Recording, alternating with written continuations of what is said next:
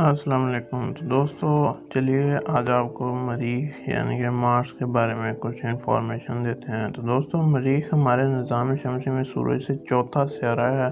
مریخ کو ریڈ سیارہ بھی کہا جاتا ہے کیونکہ یہ سرخ ہے۔ یہ دستخطی رنگ اور اس کی چٹانوں اور مٹی میں آئرن آکسائڈ کی وجہ سے ہے۔ یہ 6791 کلومیٹر قطر کے ساتھ یہ زمین کے تقریباً آدھ سائز کا ہے۔ تو دوستو یہ سورج سے زیادہ دور ہے، اس لیے اس کا درجہ حرارت 20 ڈگری تک پہنچ سکتا ہے۔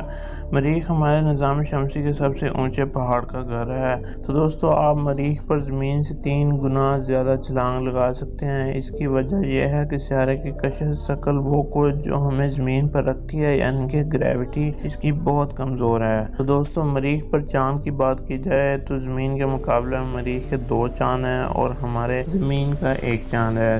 مریخ کے ایک چاند کو فوبس اور دوسرے چاند کو ڈائموس کہا جاتا ہے۔